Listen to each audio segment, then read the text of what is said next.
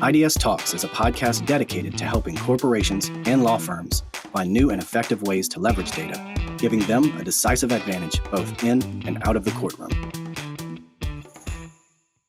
Hello, and welcome to another edition of iDS Talks. My name is Jonathan Sachs, Chief Revenue Officer at iDS, and I'm joined today by Dan Regard, founder and CEO of iDS, and Hunter McMahon, iDS's Chief Operating Officer. We're here today to talk about iDS's version of Career Day. How do you describe to your kids and their classmates what it is that we actually do? Dan and Hunter, welcome. Good morning. So let's jump into it. It's September. Kids have gone back to school. Hunter's, yours went back in August. Here in Jersey, it's September. Dan, yours have gone back to school. And we know what's going to happen. After they get settled back in, you're going to get the phone call or the email, and someone says, hey, why don't you come to the school? Career Day. Tell the kids what you do. So, gents, what do you say? So I think the better example of this was this past weekend. Dan and our families got together at Dan's farm, and we interviewed his little girl for a little while around the kitchen counter. Dan, you want to go through what she told us? Well, she actually had a plan. I mean, and as it went on, she became more and more dramatic. But her essential issue was you're an investigator and you investigate computers to find evidence. And I thought that was a pretty good description. It's a lot of what iDS does. Now, we could add a lot around that, but when it boils down to it, I think she did a pretty good job, which, by the way, is a huge improvement over what the other girl said when she was that age. She said, I think Papa just goes to work and colors with crayons and talks on the phone. So big progress there. So my now teenager was definitely interviewed. I think she was 4 or 5, and she said, Dad just talks on the phone a lot, which made me feel great. She's not wrong. That's a lot of what we do, collaborating with our teammates and all that kind of stuff. But the last 2 years, I've been able to do both elementary school and middle school career days. And it's interesting to figure out what each one is focused on. The elementary schools are, can you tell how much I did my homework and how well I did and what I did on the computer? And the middle schoolers are, can you catch me on the text messages and what I think I deleted and what I don't want my parents to find? So everybody's perspective or interest point is different. But at the end of the day, it's all digital evidence and helping them understand what we can, the puzzle in which we can put back together from the various pieces of evidence is a fun little hour session. First of all, I'm now scared. It sounds like my role as iDS Talks moderator may be taken over by Dan's daughter. Sounds like she's good with her interview skills.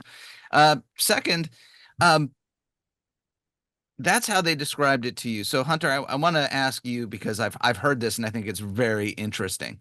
When you were doing Career Day last year, they tied it into, I don't want to ruin the punchline, but you know where I'm headed.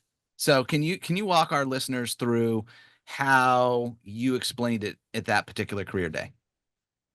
Yeah, so this was at middle school, and it was an opportunity to talk to kids that actually had a lot of devices. And so they understood they had their school computer, they had their phones, their watches, their different tablets and all that kind of stuff, including video games and all of those different, in essence, digital trails. And so when we were walking through it, I happen to know some of the students, which is fun because my daughter's in that grade.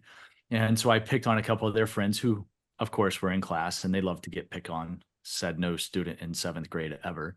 And as we were going through it, there was a set of siblings that are friends with my daughter. And so I gave them a story, just like we talk about, right? If you can control the narrative, you can really have an upper hand on your case. And so I said, in this story, Jack, for example, was allegedly sending my daughter mean text messages. And so I went in investigation mode, dad mode. And so I started looking at her phone, and sure enough, it was coming from the phone we associated with Jack.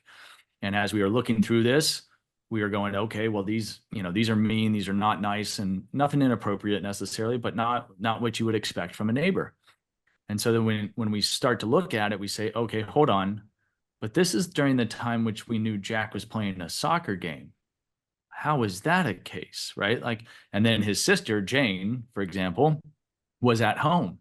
Turns out the phone on Wi-Fi at home. And lo and behold, it was the daughter who was mad at my daughter for something else that had happened that started sending messages from Jack's phone. But it took kind of angling these different sources. And so it really got the kids' wheels turning. Wait a minute. So it's not one device, it's multiple devices. It's layering these kind of stories together and understand the holistic picture, not the single, shot of evidence that you have to look at. And so it got their wheels turning, and we started talking. Dan, you use an exercise in some of the courses you've taught about the car crash at the intersection that gets everybody thinking of all the potential data sources. And so we start talking about with the students, what devices do you touch throughout the day? What Wi-Fi networks, what, all these things. And it gets their wheels turning from oh man, I leave a digital trail everywhere I go. Every time I touch a new device, every time I go into somebody else's home and use their Wi-Fi, log into a computer or don't log into my computer that I allegedly did my homework on, all these things that their wheels just start turning and they get scared really quick. The fun part is always the teacher in the background going, see, I told you didn't try to do your homework. They're validated a little bit. So, Hunter, you talked about in that example, the text messages that didn't look right were possibly fake. Dan, you kind of have a rule, a 4-part test on evidence, or in this case, the text message that just didn't look right. What are the 4 pieces of that? Well, the 4 pieces is really part 2 of a 3-step process. The first step is we're encouraging attorneys who sometimes eschew or avoid digging into digital documents to really dig in to them instead of avoiding them, and trust your gut. That's my first rule. If you suspect something smells funny, something seems off, something seems too convenient or too good to be true, that's where you should spend a little bit of time and attention, dig into that a little bit further. That's step 1. Step 2 is we give a 4-part checklist to our clients. It says, if you have a situation where you have a single piece of perfect evidence, no original, and a complicated story, you need to dig into that. And there's some more concrete examples that really reflect the first step, which is, why did you have a funny feeling in your gut? So trust your gut, apply the 4-part checklist. And if you're still involved in this process, get a second opinion. That's it. Seek someone who might be skilled. We like to say call an expert, but just get a second opinion. What's going on with this piece of evidence? Why does it seem funny? Why does it check those lists? If you get to those 3 parts, we tend to find evidence, at least by the time we get called, is oftentimes non-valid evidence. It's not a valid document. Something's been changed, whether it's inadvertent or on purpose. Many times they've been fabricated. Not always, but that's where we start. So, but to take Dan's point though, and how easy it is for the ability to fake a text message, for example, right? There's literally a faketextmessage.com that you can go to and create what looks to be a good screenshot of a text message. And so part of what I'm doing at Career Day, or even to the teachers, is question the evidence that you're seeing, to Dan's point, because, that perfect, somebody got a screenshot, they deleted the text messages, nobody has it. But remember that can circulate really quick. And what started out as fake kind of becomes the truth. And you have to be careful and diligent about that, especially with kids and devices these days. Yeah. So the issue we have is that when people fabricate information, sometimes it's the container or the actual conveyance that is fabricated. Sometimes it's the content that's fabricated. So you can have a perfect text message that has fabricated content. If I sent a text message that said, I did A, when in fact I did B, the text message is valid, but the content is not. We get called to evaluate both of those aspects, because both of those aspects can leave trails that can be tested and verified. So let's take an example that we've done before on that real quick. And it's one of the ones I actually use in Career Day, is sending a text message back and forth. And Jonathan, I could send a text message back and forth with you and then change your contact card to say Dan Regard. And then it looks like Dan and I had and it's a valid exchange, but we set him up in a way that makes it look like I had an exchange with Dan, when it turns out I had an exchange with Jonathan, because I don't have that underlying data. All I had was screenshots. And so even in that instance, that's the opposite, right?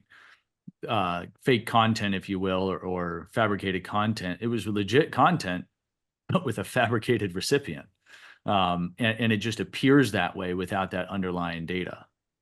So I'm curious how So we've seen all aspects of how that story can be impacted and modified.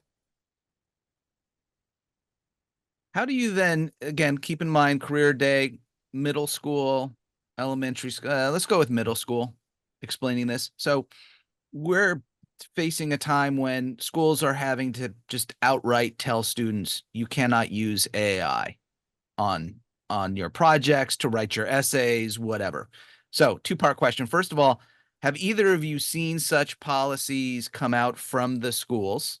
So question one, because I'm just curious. And then the follow-on would be, if the students are hearing you can't use AI, clearly it means something to them. How do you tie what their knowledge may be around AI into what each of you does here at iDS, or what iDS does as a company? So I can tell you, go ahead, Dan.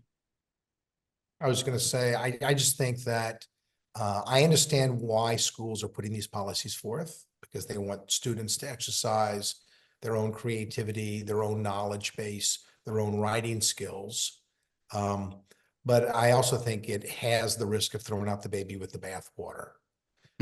There's a lot of ways to use AI. Some of them are so built into our daily lives now, we forget that that is actually impacted, affected, or driven by AI. And to ask a student to do research, to compile information, and to write a term paper or a paragraph even, that journey can have 5 or 6 different AI touch points along the way, where the concern is really with the last one, not with the first 5. And by the way, that's a microcosm of the same issue we have with judges and lawyers, where they feel there's something that AI has done or is rumored to have done that is really bad, and therefore I'm going to throw away all the other 99 ways that it's really helpful. Hunter?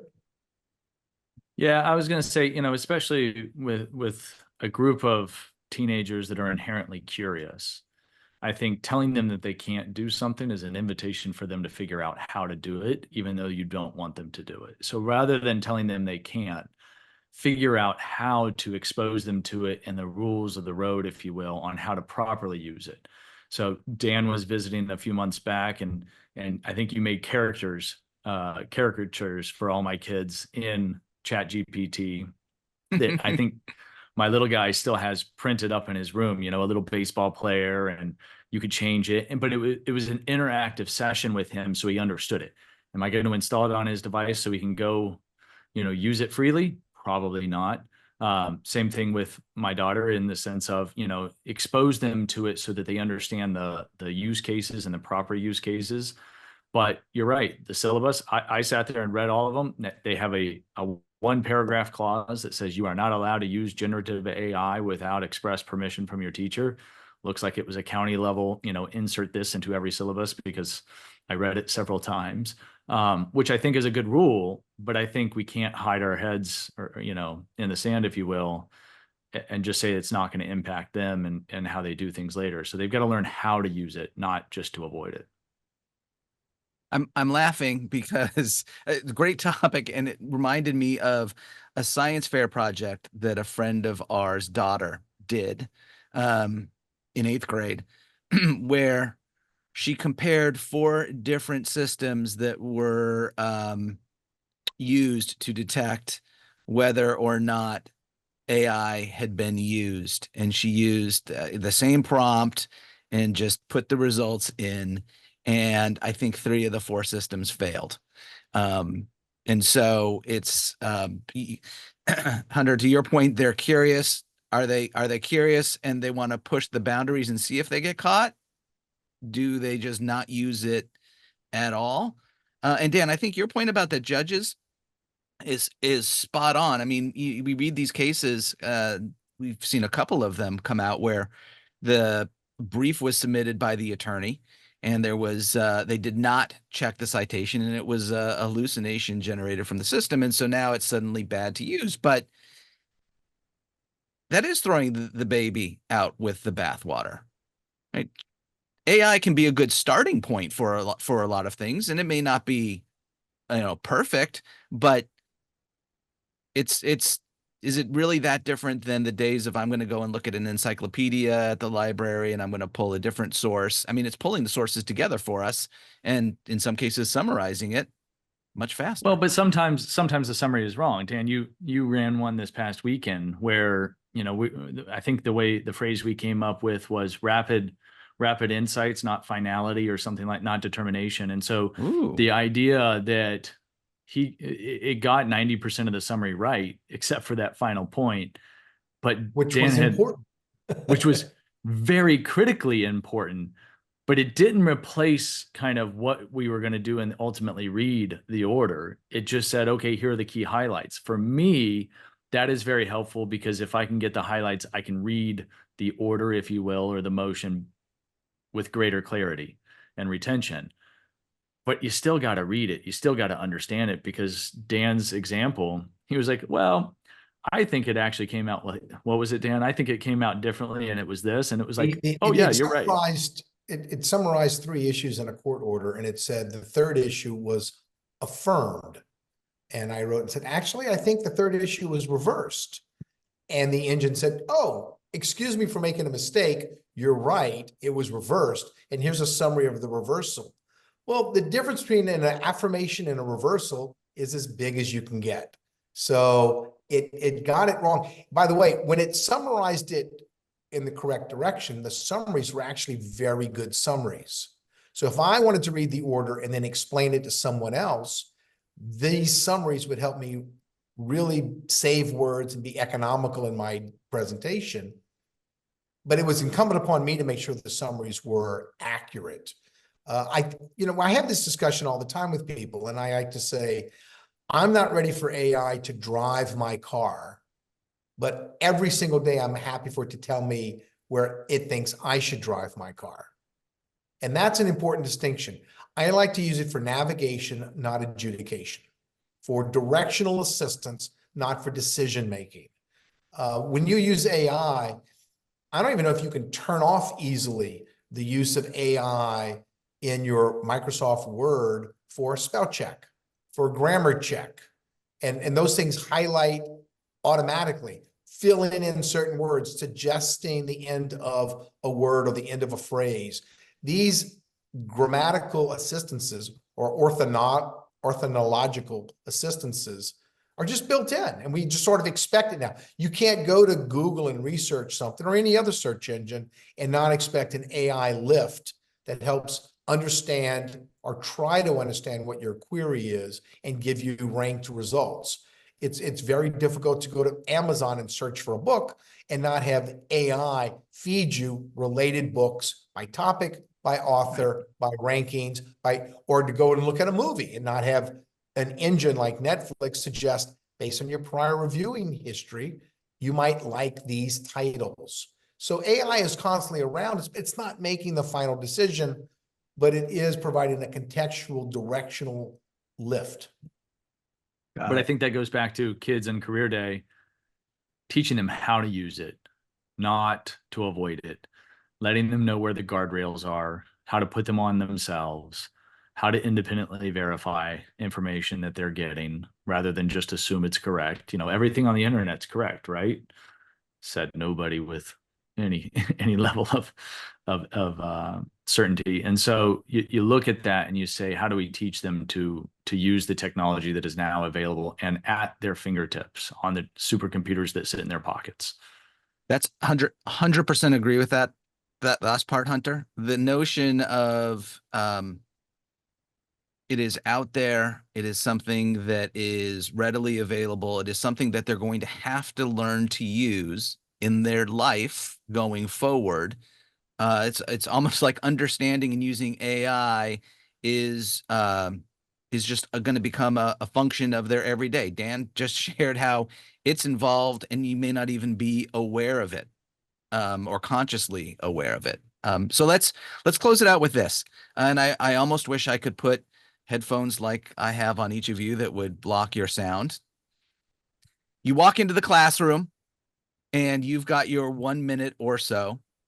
The three of us know that if it was me, it would take 10 minutes, but you get your 1 minute of the, hey class, here's Dan Regard, CEO of iDS. And Dan, here's the class. Tell them what you do in about a minute. That's going to make sense to your middle schooler. And then Hunter, I'm not going to let you cheat. You can't repeat what Dan said, but we're going to let Dan go first so I can see how you're going to be different in your response. Welcome to class, Mr. Regard. Man, it's great to be here. I don't know who your teacher is here, but it's great to see the classes and the students. What do I do? What does iDS do? We help people find truth through data. It's that simple. Whatever anyone says happened might be what happened. We look at phones and emails and internet resources and social media to confirm, is that really what happened? Is that when it really happened? Thank you, Mr. Regard. Mr. McMahon, welcome to class. What do you do? Thanks for having me. So, at the end of the day, I catch liars. That's it. Mic drop. That's it. You want more than that? No. So at the end of the day, what we do is we look at all of the digital trail that you leave behind on every device that you touch or interact with, and we figure out what really happened, because every day our memory fails us. You all know that because you didn't get 100% on the test coming into today, despite studying. Our memory fails us, but the digital trail, that holds the truth. All right.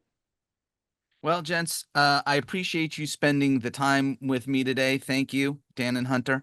I think based on this conversation, there are going to be a couple of follow-on podcasts building off of what you've shared. We won't necessarily have to make it middle school level conversation. We'll elevate it a bit.